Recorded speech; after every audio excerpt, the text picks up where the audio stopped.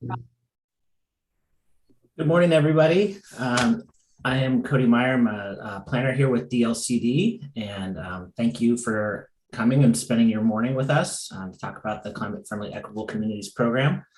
I'm expecting probably people to start trickling in here, but in the meantime, we'll, I think, just get it going. I'm here with our co-project managers, Kevin Young, Bill Holmstrom, and project team members, Evan Manvell, myself, Ryan Marquardt. Casaria Taylor keeps us straight and on time and in bounds of the law. And your regional representative, Patrick Wingard, who I'm sure you all know. So if we can maybe just take a second for you all to share who you are. And, we're going to spend a good portion of the meeting just going through some key rule sections, giving you a quick overview, and then, pausing for plenty of time for comments and concerns over what you're hearing here. So I think I will just go ahead and call folks out. We see Matt Kroll, our managers here. Probably have another couple DLCD folks popping in and out through the meeting. But we could just do some quick introductions. So Anne and then Matt. Ann Catlin, City of Albany. Matt Straight with Millersburg. Great. Greg Verrett and Jeff Blaine. Greg Verrett, Benton County. Jeff Blaine, City of Corvallis. Great. Jason and then Darren.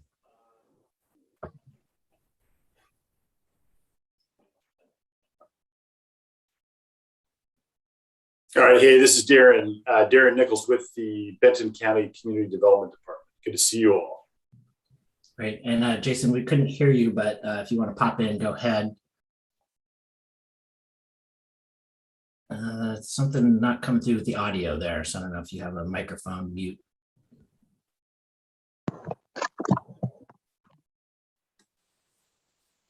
There's a little bit of noise. Okay, well, go ahead and pop in if you get that sorted out there, Jason. Alyssa. It's Alyssa Bowles with Lynn County. Jason Dyke, City of Corvallis. Great. Morning, Jason.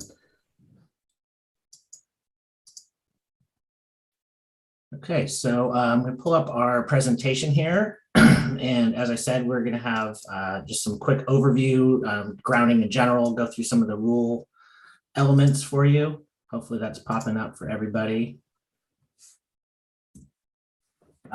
Yeah, so we're here to 12 o'clock. I've got lots of time for comments. So we'll go kind of like a 5-minute quick overview of some of these sections here and then pause for conversation.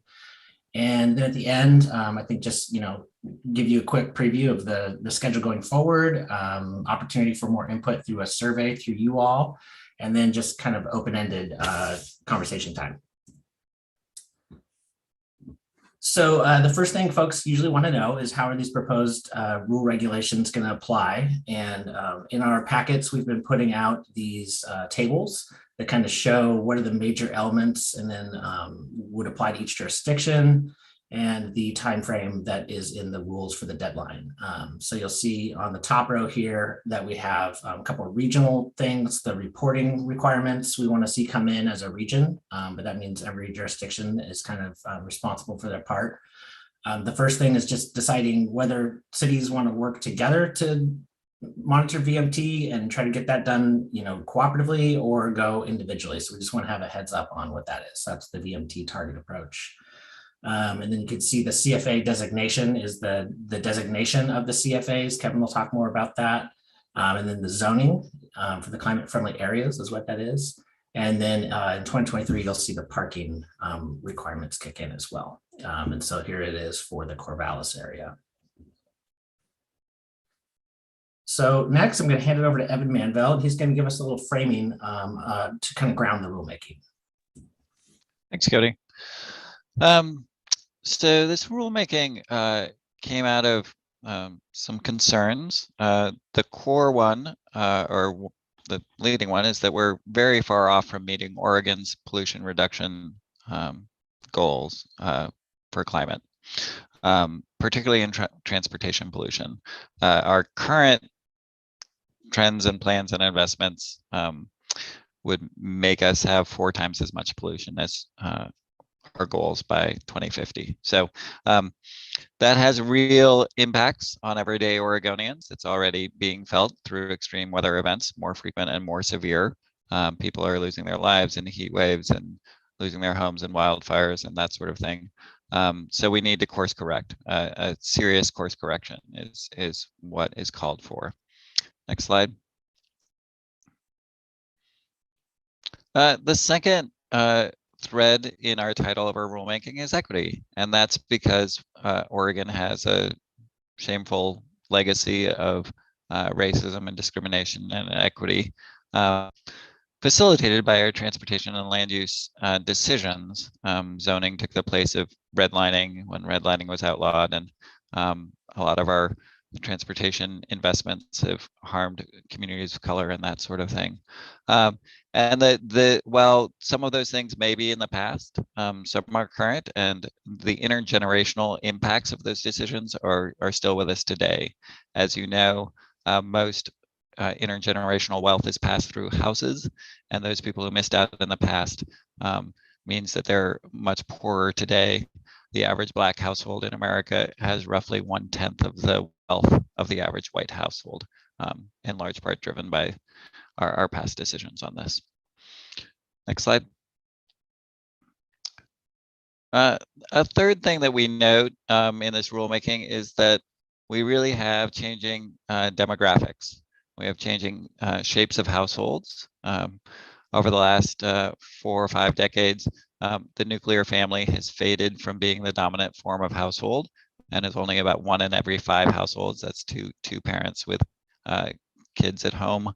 And single person households has been on the increase to nearly 1 out of every 3 households. The chart on the left is from AARP. But these trends look to continue for the foreseeable future. That red line on the right is just showing we're just going to have a bunch more people who are 1-person households. So next slide. So Governor Brown ordered us. She saw the trends. She saw we're missing our goals. She ordered a bunch of state agencies to take corrective action on climate, exercise any and all authority and discretion to meet our pollution reduction goals. She issued that in March last year. And part of that, she told us to prioritize equity and underserved population, historically marginalized communities. And she told agencies to do some specific things, and DLCD was in charge of updating our land use transportation rules to help meet our climate pollution goals. Next slide. So a core part of this rulemaking is about creating places like downtown McMinnville, where a lot more Oregonians would have the option to live without having to drive everywhere they go, or to take a shorter car trip where they go. So downtown McMinnville is a sort of place where you can live and eat and work and recreate and worship and meet your daily needs without having to drive. So the goal of this rulemaking is not that everywhere is going to be a downtown, but it's to say about 30% or 1/3 of Oregonians will live in a place where they can meet their daily needs in an area like that. And the math kind of works that if we can get there and everyone else does their part, we'll be much more on track. Next slide. The rulemaking is focused on where most Oregonians live and where most of the pollution is. That's in 8 metro areas around the state. Areas outside of that are not impacted by the rulemaking. The areas, the rules focus on the cities and the urbanized county areas in those MPOs. So the places inside urban growth boundaries, whether they're city land or county land. Next slide. We've had a large process. One part of that has been our rulemaking advisory committee, which we worked really hard to make look a lot more like Oregon's demographics overall than past rulemaking advisory committees. So yes, we have representatives from those 8 community metro areas mentioned, but we also have many more people of color advising us. people with disabilities, people representing people experiencing homelessness, more renters, just a much more representative group of voices, and that's been super helpful. They've had nine committee meetings thus far, and they're planning to have a couple more. Anyone who's here who's serving on our RAC, we really appreciate it. To supplement the RAC, we've had work groups and a lot of community conversations and meetings and interviews and communications, but the RAC has been at the core of it. Next slide. So the rulemaking is about two main thrusts. When the commission adopted its rulemaking charge, it told the staff to focus on two things. The first is creating regional plans to meet pollution reduction target. Cody will talk more about this, but Metro was forced to do that. Portland Metro was forced to do this by the legislature, and they had some success. So we're trying to extend that out.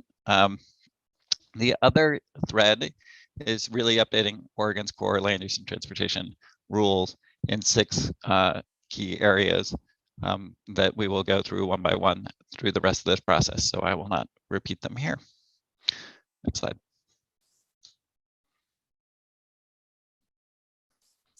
Okay, well, thank you, Evan. So yeah, I want to talk a little bit about the regional aspect and get into the performance-based planning rules and sections are the rules 900 through 915. The charge the commission gave us were to kind of carry out the regional planning process from Portland Metro to the next largest MPO areas. So that would be Eugene, Springfield, Salem, Kaiser.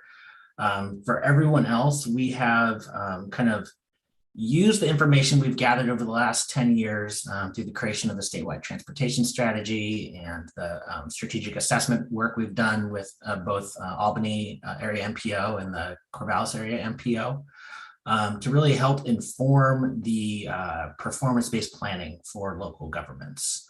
And so here's just kind of a quick, everyone kind of knows the 4-stage planning cycle. But we really want to use that information. And the good news is for both of these areas we're talking to today is that we've gathered this information and vetted it through staff at the cities and counties and transit providers to really kind of assess like where do plans need to change to meet the pollution reduction goals that are set out in Division 44, the Metropolitan Greenhouse Gas Reduction Targets. And so in those rules 900, 905, 910, 915 and the TPR drafts, they really say, here's a set of kind of default local performance measures that will measure the actions that cities and counties can take to reduce pollution and increase equitable outcomes. Use the information from the statewide transportation strategy, and that's connected with our greenhouse gas targets to set performance targets for these actions, these performance measures identified in 0910. So set some performance targets for yourselves. Come in, we'll help with that. States can assist. And then really just go and get after those. Make the plan amendments you need to do, get the funding, tell us what it'll take to get there. And every 4 or 5 years, in conjunction with the Metropolitan Planning Organization, Regional Transportation Planning, just do an assessment of, okay, are we on track to meet these performance targets? If not, what are the corrective actions we'll need to take and propose corrective actions that would be necessary to bring up any lagging performance, and then just keep going around, the cycle here as time goes on. So it's really just pretty basic planning, really, to, gather data, collect data, set goals, do the implementation, and then to do an evaluation, and then keep going back. And, in conjunction, we would hope with community involvement. So I can pause there for a couple minutes for any questions or comments on how that applies. I know it's kind of throwing a lot at folks.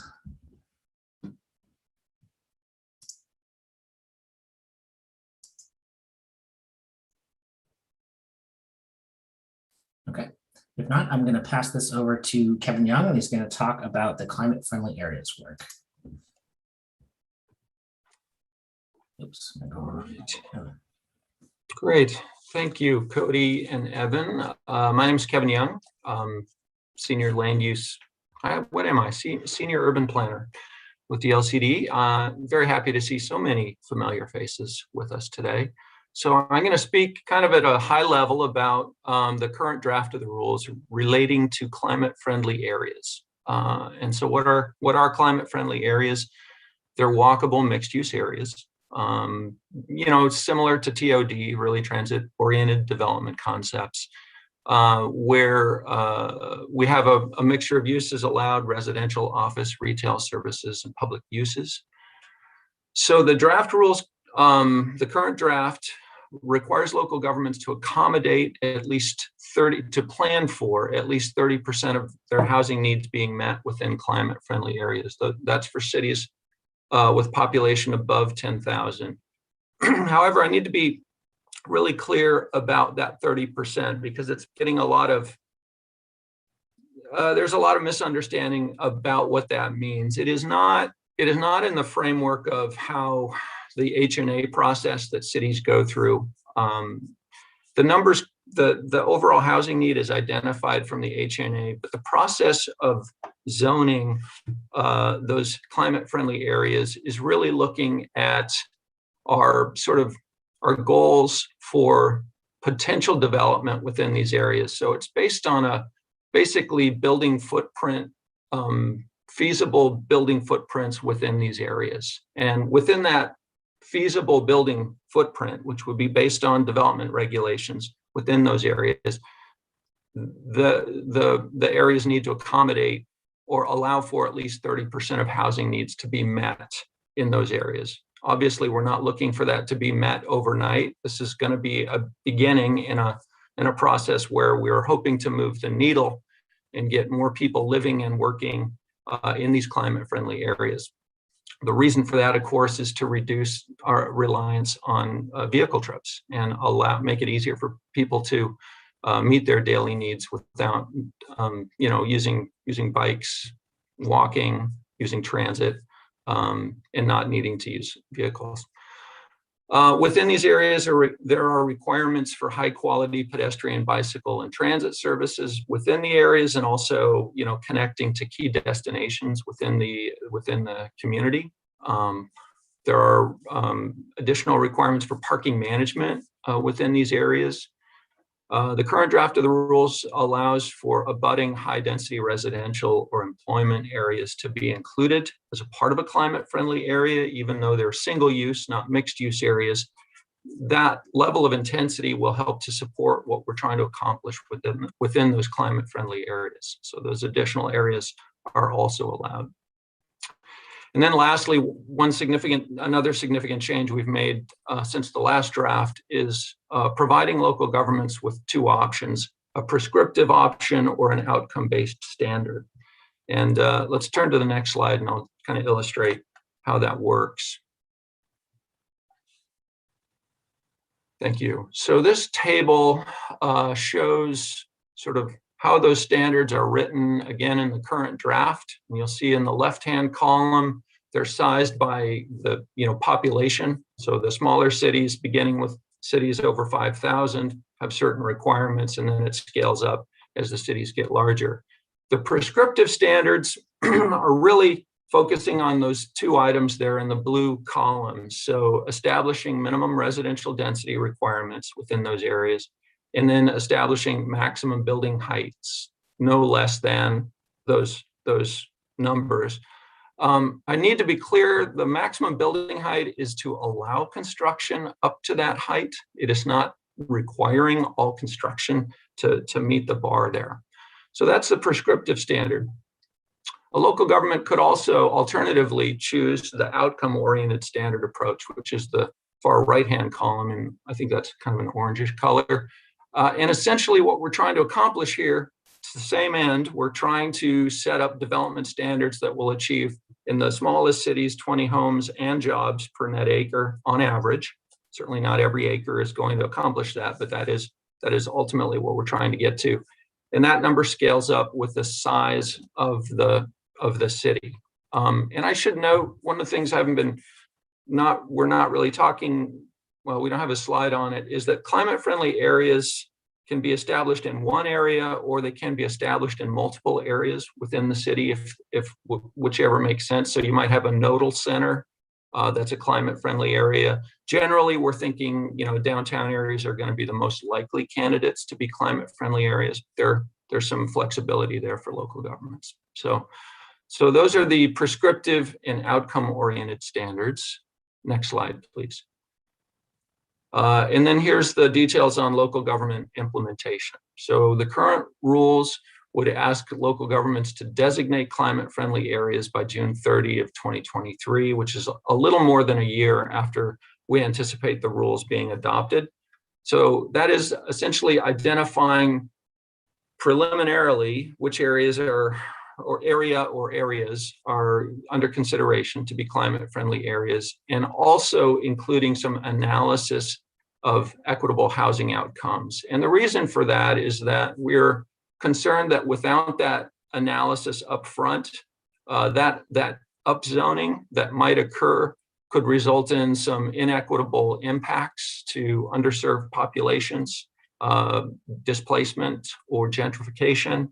And so that analysis is part of the work that the local governments will need to do, along with considering mitigation tools that might counteract those potential impacts. And happy to report that we do have a toolkit that's been developed for the department that we will be sharing out with local governments to help with that work.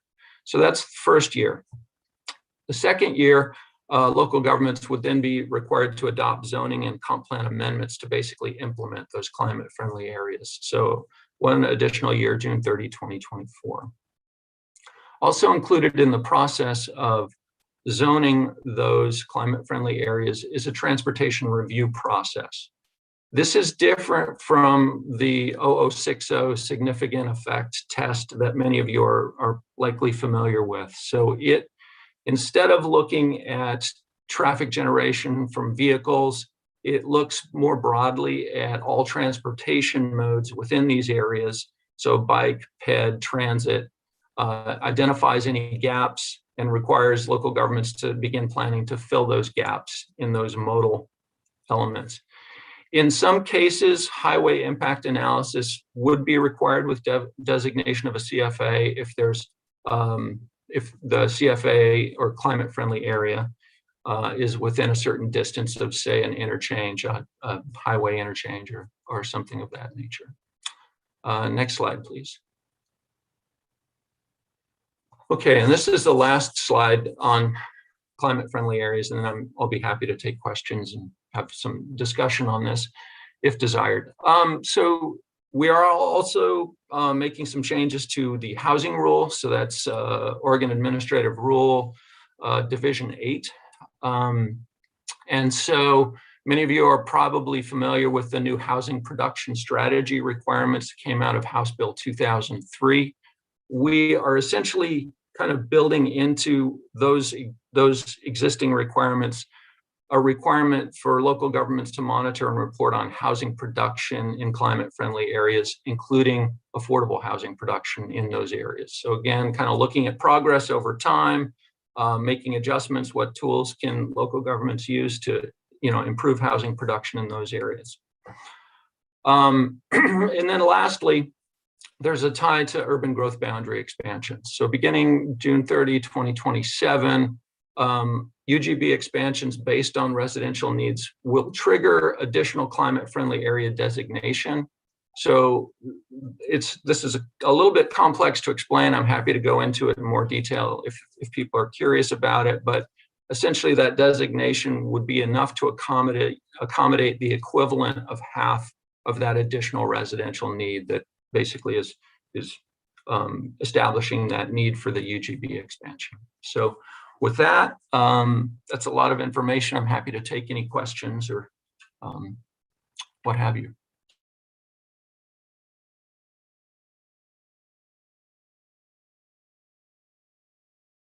Anne. Yeah, thank you, Kevin, for the overview. I just have some clarifying questions. The first is the draft rules say that it's 30% of all housing units needed to meet all current and future housing needs. And you've mentioned 30% of needed housing.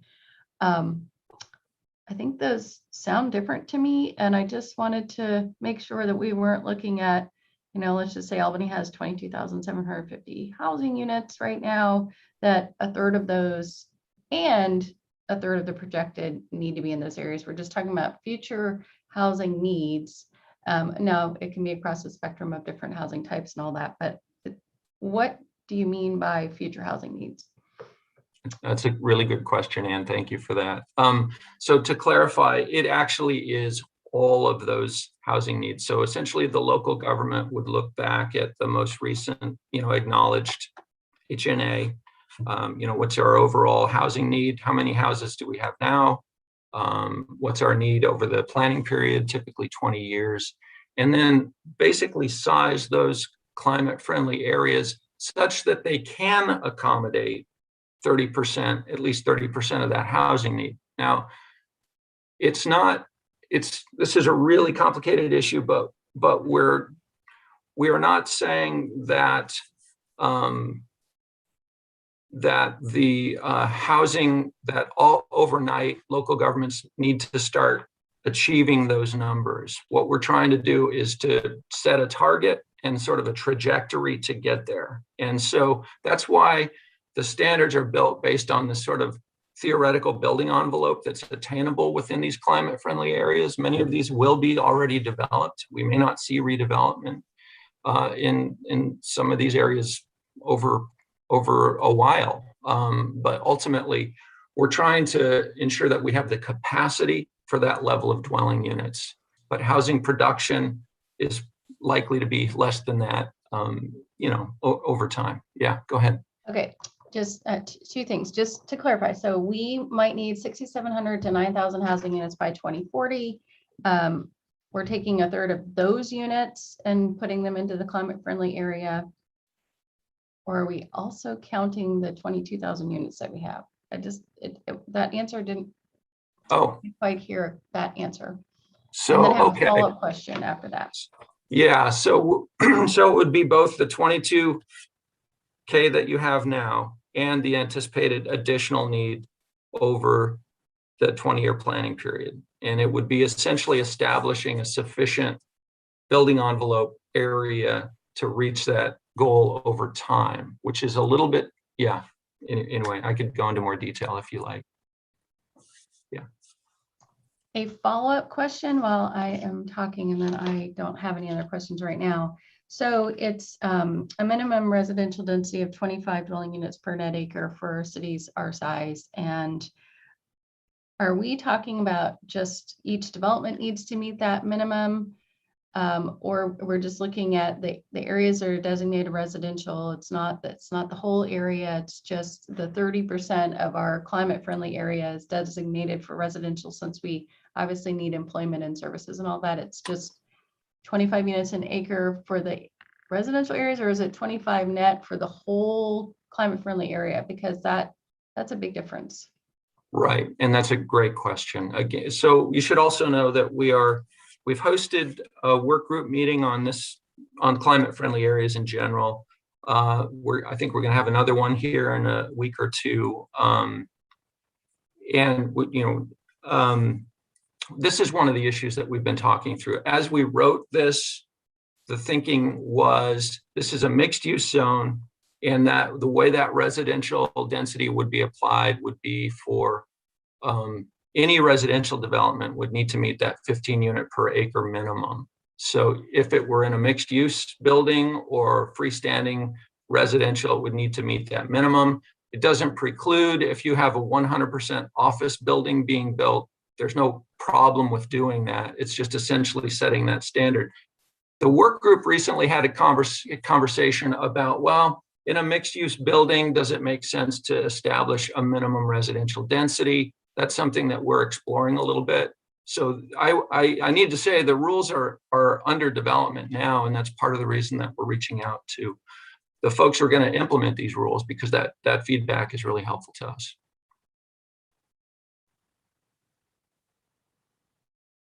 Any other questions on CFAs? I had one. I was a little bit confused on the outcome-oriented option. If we select the out, and granted, I know this doesn't apply to Millersburg, but it might soon, so I'm just trying to make sure I have my arms around it. Yeah. If we select the outcome-oriented option, does that mean that we don't have to follow a lot of the other prescriptive rules that are written out, like parking and some other things, as long as we can come up with another way to achieve the same goal? Well, not quite. It will essentially be the alternative path to the prescriptive standards. So rather than, for example, having the established minimum residential densities and building heights, you might have a different set of development standards that, essentially what we would ask the local government to do would be to basically prove up on, hey, this set of standards can meet this, our goals of this many dwelling units or this many jobs within these areas. It doesn't waive so the parking requirements or some of the other requirements that would apply regardless. Okay, it used the word standards. I wasn't sure which standards, so that Right. that Yeah, helps a little good bit. question. Yeah. Okay. Yeah. And then I wrote this in a comment letter that I sent in, but I kind of wanted to go over it here too. It would be really helpful if we could also find a way to have these rules allow cities to grow outside the UGB with all new CFAs, even if we don't have to have that happen in order to meet our 20-year projections. Millersburg would be very interested in making an all new CFA, but right now we can't because we can accommodate our 20-year projection within our UGB. But if we could somehow change that so we can grow and make a whole new area outside, apart from the UGB rules, that would be great. I know that kind of goes against the spirit of the entire UGB system, but it's kind of weighing right now. Do we want to protect the farmlands or do we want more climate-friendly areas? There could be a balance there, and maybe it's tipping now towards climate-friendly areas.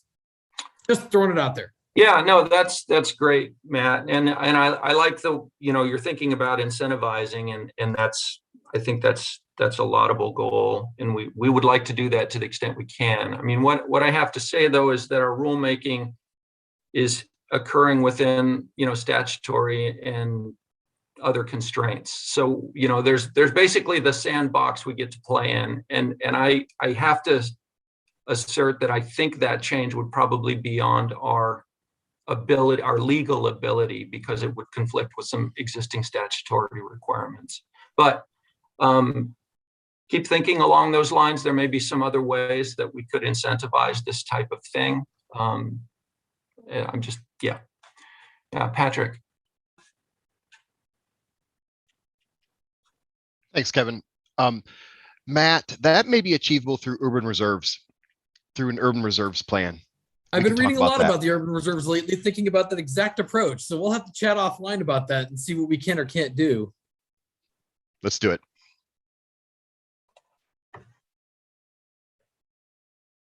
All right. Any other questions about climate-friendly areas?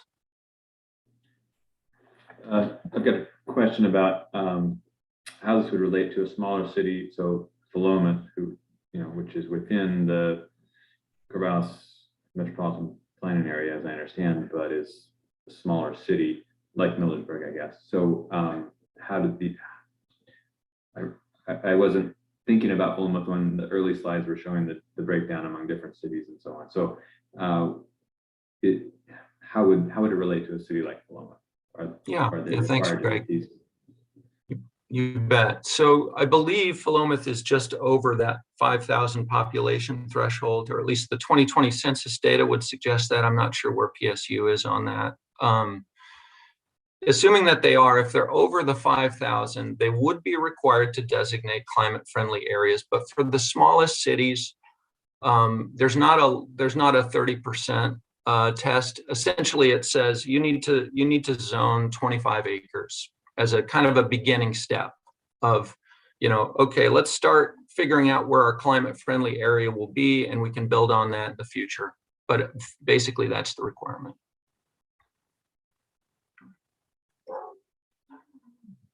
All right. Any other questions? Hey, Kevin, this is Darren Nichols. Thank Yeah. you for walking us through this and being open to the questions. As communities expand their urban growth boundaries over time in ways that might tip them into the next category, can you just talk a little bit about how you're thinking about the kind of progression or the transition of communities as they grow and how to weave this all together?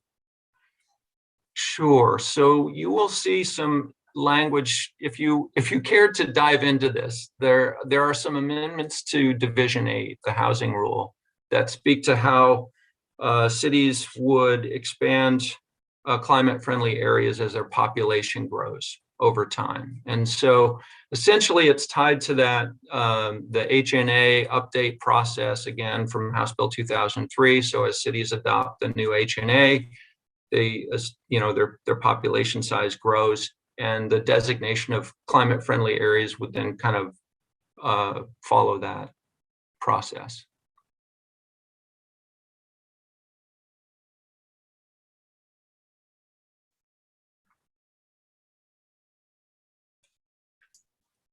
Okay, if we don't have any further questions, we could always circle back with Kevin at the end if this kind of sinks in, and we have some time. So, Evan, you want to talk a little bit about parking? I love to talk a lot about parking, but I will try to talk a little bit about it. First, why do we care about parking? Why is this a central pillar of the rulemaking? First, it uses a huge amount of land. Pretty much all of the downtowns in Oregon look like this, not trying to pick on Corvallis. It just is a big land consumer, and that pushes uses apart, makes it less walkable, that sort of thing. Next slide. The second thing, Albany, a lot of it's unused. It varies very much site to site, but when we go out and we survey parking lots and things like that, we find, and people up in King County and down in the Bay Area, in Hillsborough, generally find that our historic parking standards have made it so we overbuild parking, and that means cost waste, which is not good for anyone. We can do better things if than just pave something to look at it. Next slide. There are some real trade-offs with parking. Eugene's code used to say, and I don't know if it still does, hey, on this spot, you need to provide a parking space for every residential unit. And some folks did an analysis and they said, oh, we could fit a quadplex there if we can only put 3 parking spaces for that quadplex, then we can make that pencil. But because the code required more parking, the only thing that could pencil was a duplex. So we were trading parking for housing. And you all know how dire Oregon's housing needs are. So there are real trade-offs. Next slide. And finally, for now, parking actually impacts behavior. And there's a growing body of academic literature demonstrating this, that that's somewhat obvious that when you provide a lot of something for no visual cost, the costs are hidden in other goods and wages and things like that, people will consume more of it than if the costs are transparent and that item is not is more limited in supply. So people, when parking rules change and parking supply and costs change, people own fewer cars and people drive less. And that is a key, kind of the key part of our climate impact in this rulemaking. Next slide.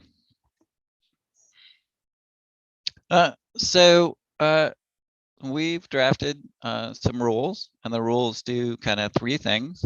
The first is we scoured Oregon parking codes and kind of said, oh, here's some best practices on how to park, how to count parking, ways that if parking is hard to provide on site, you could provide it off site, as well as some provisions for large parking lots over an acre.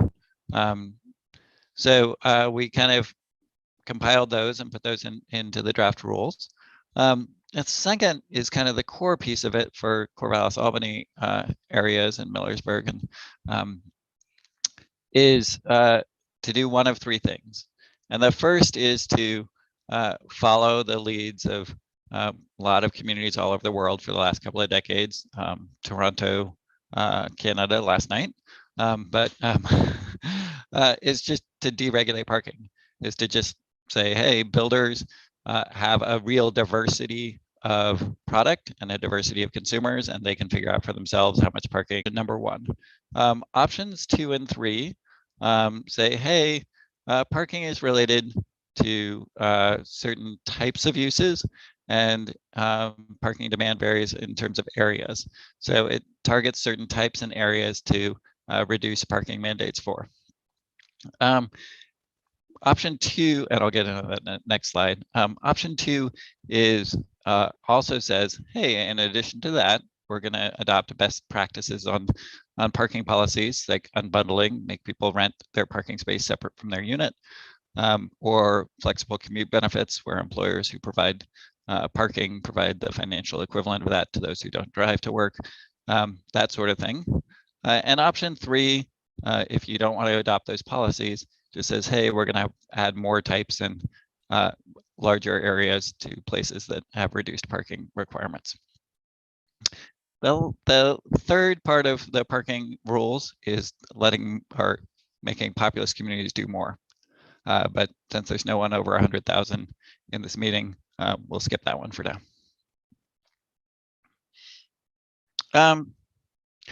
So these are the types with reduced parking mandates in the draft rules. The first is multifamily, kind of in line with some other parking reforms that have been happening.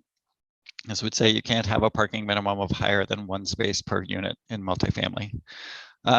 It also says some small residences, affordable housing, facilities for people with disabilities can't have parking mandates. So those are some examples of the sort of types. The areas where parking mandates would be reduced, the first is priority transit corridors, so kind of your most frequent transit areas. And the second is climate-friendly areas. And in climate-friendly areas, you could either not have mandates, or you could do a combination of reduced mandates plus a small parking benefit district. Next slide.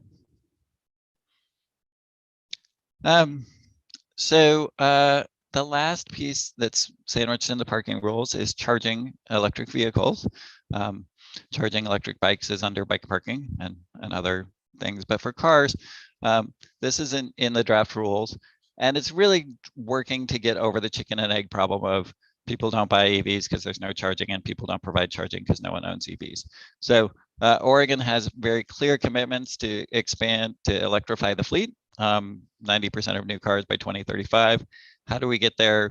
We future-proof today's development by saying, as you're developing, put in the conduit now when it's cheap. That makes obviously, that's the way to do it cheaply, and also to have service capacity. Have it ready so you can actually charge the cars. There's some specific numbers in there that it's 50% of spaces have to have the conduit. So just, a tube under the space, not the charger, not the wiring, just the tube. And 20% of commercial development, because a lot of the people are going to be living in places that aren't retrofit for EVs. So they need to charge at work or at retail or where they go. So that's the thought on that. There's a little provision if people have super fast chargers, you can provide less than that, and there are conformance requirements for cities over 50,000 with a cost exemption, saying on major retrofit of 200,000 or more, 20% or more value, then you have to retrofit and include it unless it's super expensive. That's a brief overview of parking in EVs. Any Open questions up for or comments for Evan?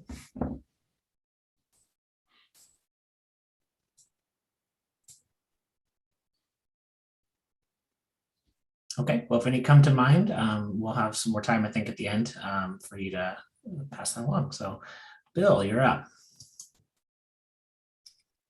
Good morning, everybody. Thank you for joining us today. My name is Bill Holmstrom. I'm at the LCD, I'm the agency's Land Use and Transportation Planning Coordinator. We'll talk a little bit about how we're shifting rule planning for our transportation system in the transportation planning rules as part of this rulemaking. Just real quick, I want to talk about where we're coming from, where we are right now. we have the transportation planning rules on the books. They've been around for about 30 years, guiding how Oregon communities do coordinated land use and transportation planning. It's been a good thing for the state, frankly. We're probably ahead of a lot of other places because we've been doing this type of planning for a long time. But as Evan noted in the beginning of this presentation, there's a big gap between where we are now and where we need to go. We need to do more in order to meet our climate and equity goals. So based on kind of our legacy here in Oregon of doing good planning, but knowing that we need to do more, we're going to build on the rules that we have to move forward. Next slide, please. So there's a couple pieces to this, and the first one is really thinking about how the different modes of transportation are going to look in the future. We've done an excellent job over the last 70-something years, maybe more than that, of building out a complete, connected street, highway, road network that lets people that have the ability to drive get to where they're going. The people who have the ability to drive are about 2/3 of Oregonians, about 60%-ish of people that live in Oregon are old enough, young enough, have the ability, have the financial capacity to be able to own and operate a car. So that's leaving a lot of people out, and that's just today. So we also have, of course, facilities for pedestrian, bicycle, and public transportation. But what we're doing is we're focusing to make sure that we're completing those networks because they aren't at a standard today that we can say that our street system is at. When we talk about the pedestrian system, I'm talking about a system that's built for people who walk, but also people who use mobility devices. And when I talk about our bicycle system, I'm also talking about not just a system for people riding bicycles, but electric bicycles, electric scooters, one-wheeled skateboards, whatever kind of devices people are inventing these days that kind of operate at the same speed and scale of a bicycle. So a lot of different pieces there. We know in order to meet our goals that a lot more people are going to have to take trips, especially shorter trips, shift those away from driving and into the pedestrian and bicycle system. And that we know that's doable. There's a lot of places where we have substantial shares in those modes, but it requires rethinking differently about our investments in our transportation system and how we do our land uses, which Kevin was talking about earlier with our climate-friendly areas. So our goal is to create connected, safe, and complete networks for all of the modes. And we're not forgetting driving around. It's still going to be an important part of how our transportation system and how we get around. It's really making sure that the other modes aren't just extras, that they're an integral part of how people get around and have real choices about getting from point A to point B, whether point A is or point B is going to school, going to work, going shopping, or a medical appointment or something else. In particular, we want to prioritize climate-friendly areas, and we also want to pay special attention to neighborhoods with underserved populations. We know these are places where in the past there's been disinvestment and potentially investments that have caused problems for those areas. So we want to make sure that investments we're making in those places are providing access to opportunity for people who live there and promoting a healthy environment. And of course, we want to make sure that we're making investments that access key destinations. Next slide, please. So a couple other pieces to what changes we're making here. One is how we select projects within the transportation system plan. We have a variety of prioritization factors that we are providing to local governments, and this is probably pretty similar to how local governments do transportation system planning, prioritization today. But we're trying to put that in the TPR to formalize it a little bit, and also to clarify that local governments need to engage with underserved populations in their communities to make sure that the prioritization of those projects that are meeting the needs of those underserved populations. Once, the TPR is newly requiring an illustrative project list. It's kind of everything in the kitchen sink, everything you might want to do. That project list will be required to meet a VMT per capita reduction target that's consistent with the target for the metropolitan area. And then there will also be a financially constrained list required in a local TSP, and that list will be required to contribute to VMT reduction. It doesn't have to meet the target because that's very difficult to do with a financially constrained list over a 20-year period. We understand that. So it needs to drive VMT reduction. The third kind of pillar of what we're working on is how to measure success in the transportation system. And this is, basically looking at performance standards. You might call them mobility standards. They're often LOS or V over C ratio. We want to make sure that local governments are looking at a variety of factors, not just moving cars. So our draft rule is requiring that local governments adopt at least 2 standards, at least one of which can't be just a motor vehicle congestion standard. There's uses for that standard. It's a standard that says how many cars can move through an intersection during a peak hour. That's important sometimes, to figure out where the congestion is. But there are other things other values that are important in our transportation system that aren't captured with that standard. Things like safety, accessibility, and connectivity. So those are kind of the big pieces that I wanted to talk about today. I'm happy to answer any questions or have a conversation with folks about it.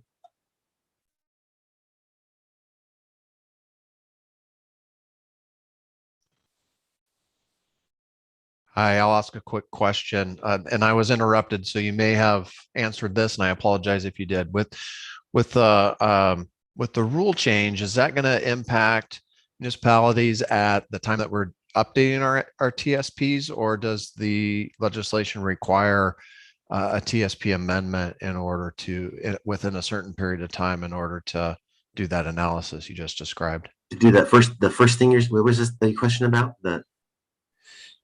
You had mentioned about in the new transportation planning rule and the requirement to identify projects in a different way within your TSP. And so is that, does the legislation require and the new rules around that require us to just incorporate that in our next TSP update? Or is it requiring us to amend our existing TSP to comply with that new rule within a certain period of time? The way the rules are written right now, it would be at the next time you do an update of your transportation system plan is when you would need to meet all the updated rules for a transportation system planning. I think as part of our rulemaking, we're under pressure to direct local governments to have a timeline for when the next TSP update will be. I know there's some jurisdictions out there. I think you say you're in Corvallis, right? City of Corvallis recently did a TSP. Correct, 2018. Not that very long ago. So yeah, so I think we want to balance, not reinventing the wheel with, making sure that we're making progress. So we're still, right now, the way the draft is written is it would be the next time you're doing a TSP update. And the question is, when is the next TSP update? I think there's nothing in there saying you have to do it at a certain time right now. Okay, thank you. And my understanding on that, just in case that starts to be a point of conversation, is, for instance, in Albany, when we were talked with ODOT about whether it was an appropriate time to update our TSP or not, and ODOT went through an analysis and said, no, not enough has changed, not an appropriate time to update your TSP, not a worthwhile exercise. So I'd not a strong transportation background on my end, but I'd be hesitant to consider a dictated timeline, because I think every community is going to be a little bit different based on how growth happens over time. Yeah. So thanks for that. I appreciate it. I had a question that I kind of wanted to build off Jeff's question. Is the focus of this mainly for the changes in TSPs, or are you really expecting a new increased focus on a transportation planning rule analysis for an individual comp plan change within a city. Because traditionally speaking, when you do a change to a comp plan land use designation, that triggers a TPR analysis. But the TPR before was this big, now the TPR is this big. Does that mean that we're going to have to do significantly more analysis on an individual comp plan land use change?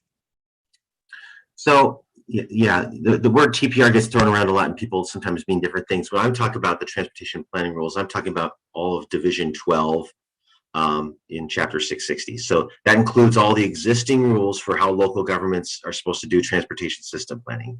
Those are already in there. They've been in there for 20 plus years. There's one rule, Rule 60, which talks about what happens when you've done all your planning already and you need to make a land use change, the comprehensive land use change, or a rezoning amendment or a land use regulation change. We are not changing that rule substantively. We're making a few little tweaks to it just to be consistent with the things we're doing, but that rule is going to continue to apply across the state, not just in metropolitan areas. I mean, we're trying to change that as little as possible, basically, just to kind of keep the same there. What we are changing is what standards do local governments in metropolitan areas use when doing that review. So right now, that's a V over C or an LOS standard almost always. I don't know of any place where we do something different right now. We're saying you will need to use multiple standards and standards that aren't just that in the future. Right now, there's a lot of flexibility with how that works. We had a work group about this topic earlier this week, and we heard from local governments. I think that, they're open to this and they're excited about it, but they don't know what the other thing is. And no one really knows what the other thing is. And so I think the state has a little bit of work still to do on to provide resources to local governments. So the timing of that right now is that it would be at the end of 2023 is when that would need to be adopted. I think we're probably going to change that to be to just go along with the next TSP update, because it makes sense to be, is it part of the TSP? Why would, so it'd be part of the TSP update. And then I think the state has a lot of work to do to build some resources for local governments to have maybe some model standards or something like that, so that folks aren't just hanging out there trying to figure out what to do. Okay, great. Thank you.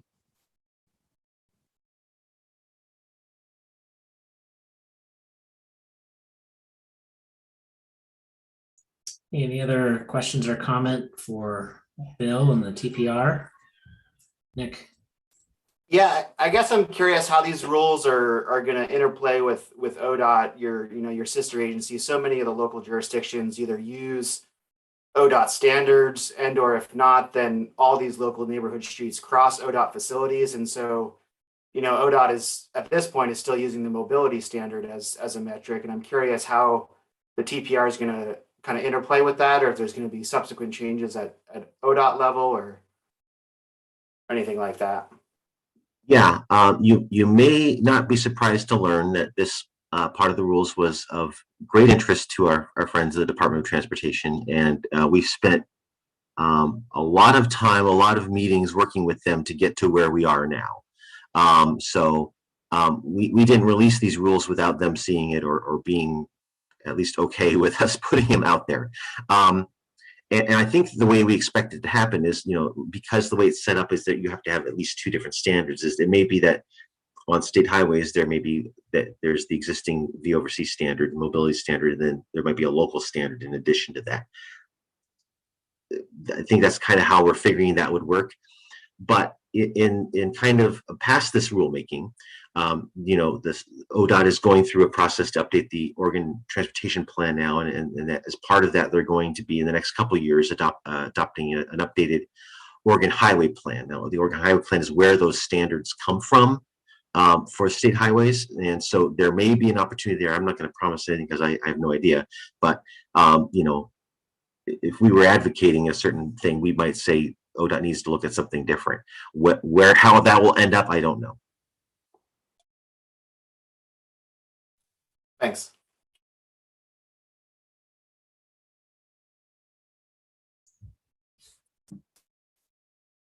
Great. So any other comments or thoughts for Bill here? We're running pretty ahead of schedule, so we got another hour of your time on your calendars. So I think that kind of hearing none here, I'm going to pitch this back over to you, Kevin, and you can kind of share just kind of next steps in the process, schedule, and opportunity for these folks to provide more comment. You bet. Yeah, okay, here we go. Happy to do so. All right, so this is where we are on the schedule now. Yeah, lots going on. So tomorrow, we have our Rulemaking Advisory Committee meeting, our 10th meeting, where we'll be looking at the latest rules, reporting on our work group conversations in a variety of areas. And then we have one additional Rulemaking Advisory Committee meeting in January. That meeting is on the 20th, actually, January 20th. And that will be the group's opportunity to look at complete package of rules, as well as the associated impact statements that are required whenever we amend administrative rules. And you know, basically that'll be our last look at them before we prepare them for consideration by the Land Conservation and Development Commission. So once we have that meeting, we will then be checking in with LCDC, the commission, in February, taking a look at those draft rules, impact statements. If there are any policy questions we're looking for sort of preliminary guidance on, that would be our opportunity. And then we will, at that point, embark on preparing those rules for publication by the Secretary of State's office, which is required before we hold the hearing. So we're targeting publishing those rules March 1st. And then the first hearing for LCDC would be the 31st, April 1st. And then the adoption hearing is anticipated in May, either the 19th or 20th. Obviously, the rules can evolve between now and then. They will evolve between now and then. We're very interested in your input on this. I will be, well, I'll drop a link to a survey, and we will follow up in an email after this meeting with you to give us some survey comments, any thoughts you have following this meeting. But also, if somebody could drop in the chat the email address for the CFAC, our Climate Friendly and Equitable Communities address, if anybody wishes to submit written comments regarding the rules. I think some of you already have. There's an address that will ensure that feedback is included. We'll provide that to our Rulemaking Advisory Committee and also to our commission as they look at those rules. And so, yeah, I'm sorry, I kind of jumped ahead there. So a couple of different ways you can provide input, either directly to staff through email or phone. Contact is fine. Written testimony can be submitted again to that email address, or providing testimony to the commission, either on February 3rd or at one of the two hearings coming up. So that's what we have for you. I'm going to take a minute and drop that survey into the chat. Yeah, go ahead. Thank you. I forgot to make one point when we were in the climate friendly areas, and that is, and I did listen into that work group. I would be very supportive of the types of uses being expanded for multifamily residential. You can get 25 units an acre and a variety of different housing types. And we also want to encourage homeownership, and until the condominium standards are fixed. You know, I can see us doing townhouses and other development types. So I support that discussion that came up last week, whenever it was. Thanks, Ann. If you were there, you also heard, you know, one of the things, so we're talking about expanding it potentially to attach single family as well. So we're providing more ownership opportunities in climate friendly areas. Another option would be to pull back the part of the rule that speaks to housing types at all, and basically says have local governments establish residential densities and let the housing types kind of flow from there. I'm not sure what we're going to wind up with, but yeah, we've been hearing that loud and clear. Thanks, Ann. Go ahead, Nick. Yeah, I'm curious. So I think the last time we heard ODOT talk about these rules, the enforcement mechanism that they were thinking was making federal funding within metropolitan areas contingent upon locals adopting some of the standards. And I think, Cody, you may have been at that meeting. I can't remember, but I'm curious if there's been any update on that or any additional work on, what the enforcement mechanism for some of these new rules might be. I don't think that we have an update. That's ongoing discussion. And of course, a lot of that being ODOT funding is happening at ODOT. So I think just probably stay tuned. You probably know more than we do. So is it appropriate, and would it be helpful for us to comment on that, or should we wait and see what happens? What do you think the best approach for that is? Well, I'll just say my personal opinion is I think there was some pretty strong reaction to the initial proposal, and that is being considered and discussed, like well above my pay grade for sure. And I would probably think that, yeah, the next iteration will come out, and that would be a good time to comment. But of course, I'd leave that up to your discretion as to where you feel it's important to insert something. Yeah, just to be clear, that's really a decision that's outside of the rulemaking itself. It's really how do we implement? And that's going to be the next few years. It's going to be super important. There's a lot of pieces here that we're going to need to figure out how we're going to implement these things. How do the funding sources work, and the sticks and carrots, things like that.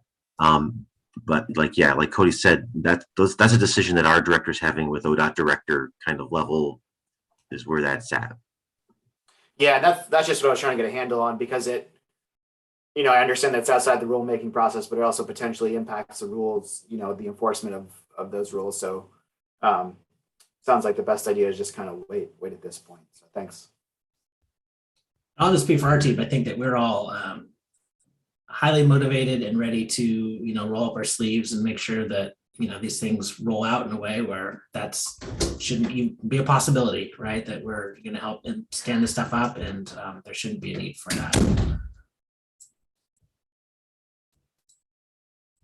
Okay, so we still have some time left. If anyone wants to have any parting thoughts or anything that came to mind, we have staff reserved for the next 45 minutes. If not, we're happy to send you to lunch early today. I'll just say on behalf of all of us, we really thank you for your participation and all the really great feedback we're getting coming in. Very detailed. We're at that point where we've got some real in-depth stuff coming at you, and we're getting a real good screen from the practitioners to make sure that what we're proposing can be implemented. And so that's just a critical component to this and your key partners. Anna, so you got your hand up.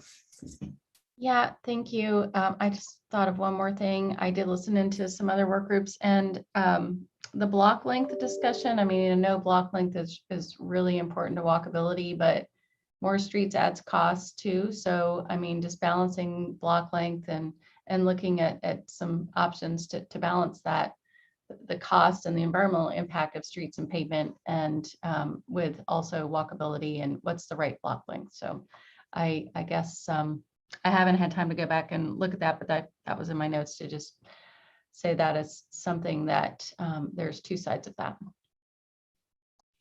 Yeah, absolutely. We heard comments, quite a few comments about block length, and I think the most recent version of the draft climate-friendly area rules doesn't address that directly. There's no specific number in there anymore.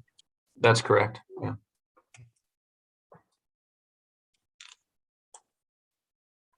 Thanks, Ann. Well, I'll just pause for a second here for any parting comments or thoughts and questions. Yeah, I think you have your communication channels there in your chat. Just also want to say, staff is always, I think, pretty helpful. Is you got a quick clarifying question, email and phone calls. We're here to help make you, understand what's in the rules and what's not in the rules. And, address the comments clearly in public comment would be a lot better method, so. Okay, well, thank you all for spending your early morning afternoon. Maybe the with us. DLCD staff stay on the Zoom for a minute since we have another meeting to plan for. And we got a little extra time. Sure, if anyone else plan that meeting, they're happy to hang out as well. Actually, Matt, we might want to set something else up because we are being live streamed right now, and probably, if the meeting point. wasn't boring We'll enough, get together having us so we have plan some a extra project time. on YouTube could really tank our ratings on YouTube.